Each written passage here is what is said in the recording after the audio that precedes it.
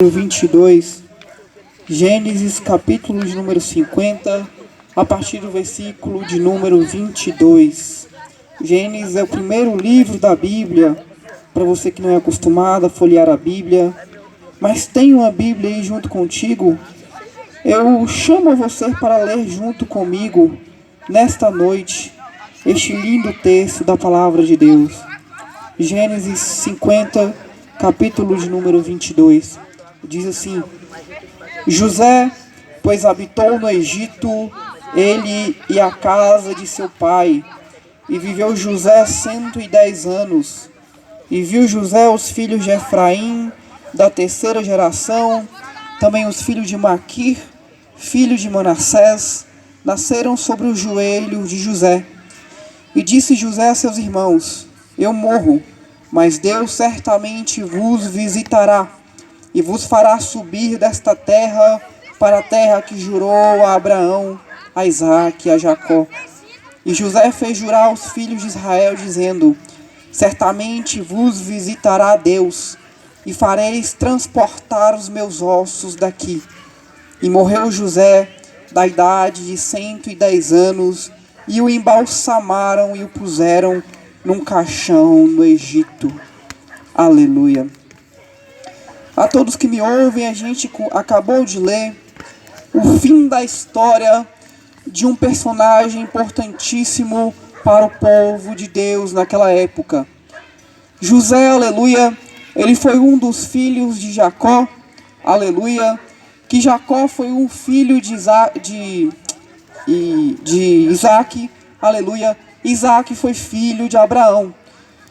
O que eu quero dizer com isso, aleluia, é que na descendência de José havia uma promessa feita lá em Gênesis, capítulo de número 12, ao pai Abraão, de que através dele, aleluia, através da peregrinação dele, aleluia, iria nascer uma nação que seria uma nação que serviria a Deus. Na verdade, Deus ele chama Abraão e diz para que ele saísse da terra dele e peregrinasse para uma terra que ele havia prometido, e ali ele seria bem sucedido. E essa promessa ela foi sendo passada de Abraão para Isaque, para Jacó, e ela também perpassa sobre a pessoa de José. Mas falando de José, nós não poderemos deixar de mencionar que até chegar aqui a estes versículos que eu acabei de ler, ele passou por uma grande trajetória. Ele foi humilhado, ele foi traído, ele foi escarnecido, ele foi odiado por quem deveria o amar, ele foi invejado por quem o deveria agasalhar. Aleluia. José, segundo a palavra de Deus, ele era um bom filho, ele tinha princípios de honestidade, ele trabalhava bem para o seu pai, e o seu pai o amava bastante. Mas ali onde José morava, aleluia, ele tinha na época mais 10 irmãos. Depois vai nascer um outro chamado Benjamim, que é caçula depois de José.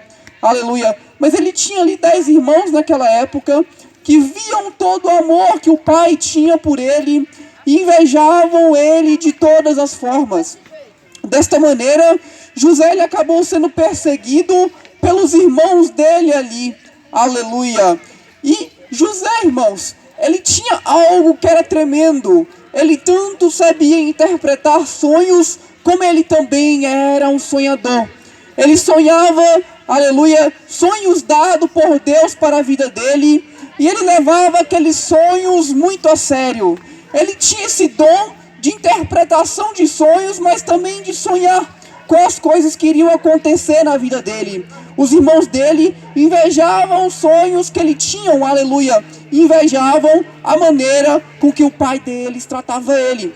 Aquele ambiente de hostilidade, aquele ambiente não muito agradável, aquele ambiente de ódio, de perseguição, de difamação, de inveja, aleluia, foi tomando conta daquela família, aleluia. E Satanás, como nós sabemos hoje, ele se apropria, aleluia, das brechas que o homem dá para destruir a família do homem. Satanás se apropria das brechas que o ser humano dá para destruir a vida do homem, aleluia. Mas Satanás tentou destruir a vida de José, mas ele sabia, irmãos, que ele iria tentar, mas iria perder, aleluia, porque sobre José havia alguém, aleluia, que o protegia, e José não era protegido, aleluia, de Jacó, não pensem vocês, mas José era protegido do próprio Deus, aleluia. Não era a paternidade de Jacó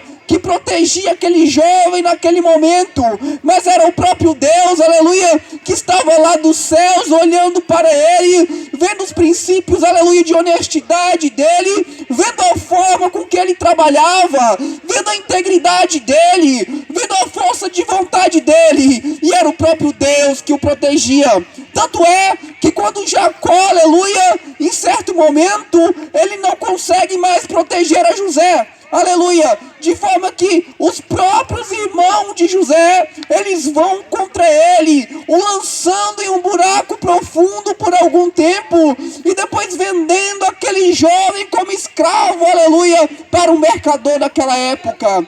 José, irmãos, ele foi ali sendo levado por por aquele homem que era o mercador, para uma terra em que ele jamais tinha entrado, para uma terra diferente, para uma terra de costumes diferentes, aleluia, traído, escarnecido, zombado pelos próprios irmãos.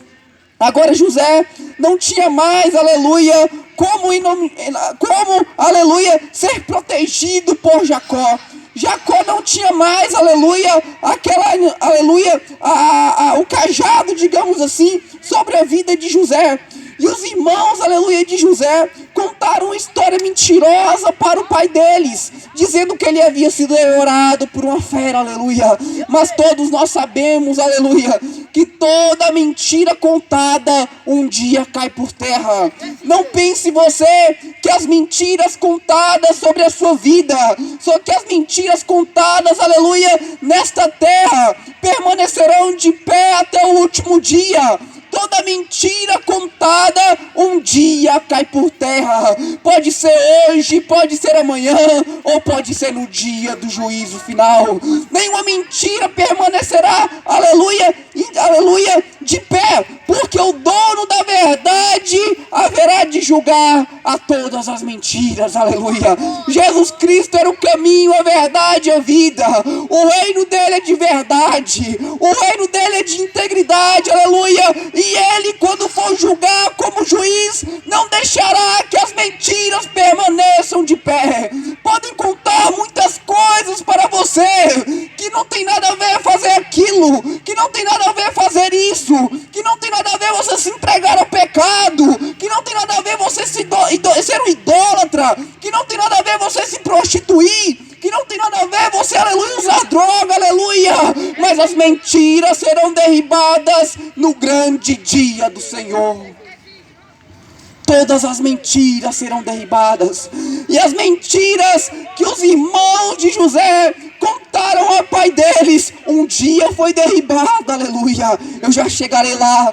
José, ele saiu, aleluia, ali, chegando no Egito, aleluia, de forma muito cautelosa, chegando por baixo, aleluia, chegando, aleluia, eu acredito que triste muitas vezes, porque aqueles que o deveriam amar, levaram ele para a escravidão, aleluia. Mas José, irmãos, ele era diferente. Aonde ele chegava, as coisas aconteciam.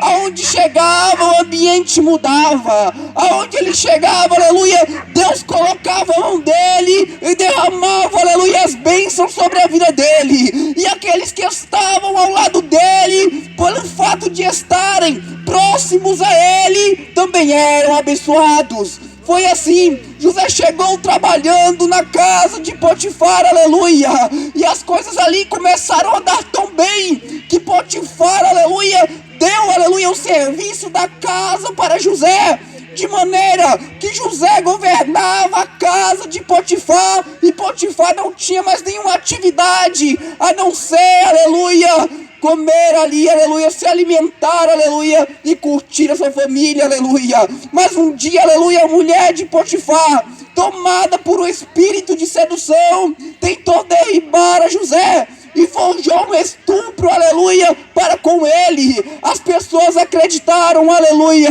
na mensagem daquela mulher, E José foi colocado, encarcerado ali, aleluia, nas prisões do Egito, aleluia.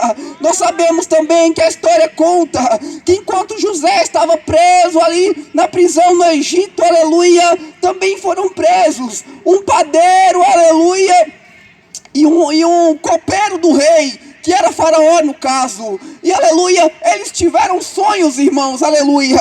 E José interpretou os sonhos daqueles dois homens, dizendo ao copeiro: olha, daqui a 3 dias você estará liberto, estará servindo a Faraó vinho. Mas disse ao padeiro: olha, daqui a 3 dias você morrerá.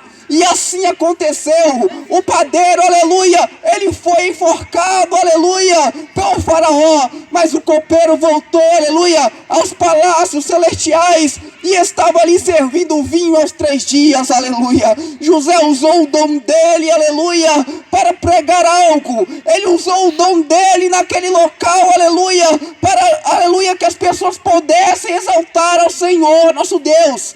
Mas aquele copeiro, ele se esqueceu da promessa que havia feito a José lá na prisão, de que iria se lembrar a ele, aleluia, ia se lembrar dele quando saísse.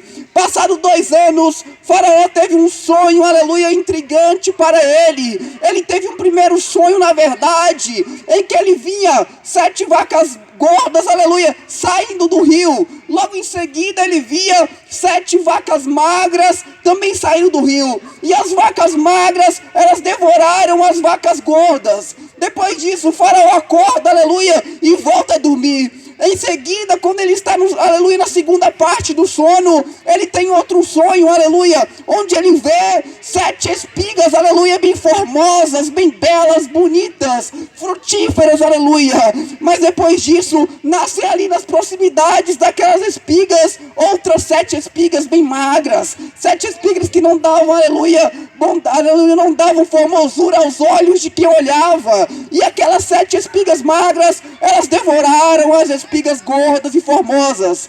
Faraó, ele fica intrigado com o que acontece ali, aleluia, e chama os seus adivinhos, aleluia. Os adivinhos de Faraó não conseguiram interpretar o sonho, aleluia, porque aquele sonho era dado por Deus para um intérprete que seria o servo dele, aleluia.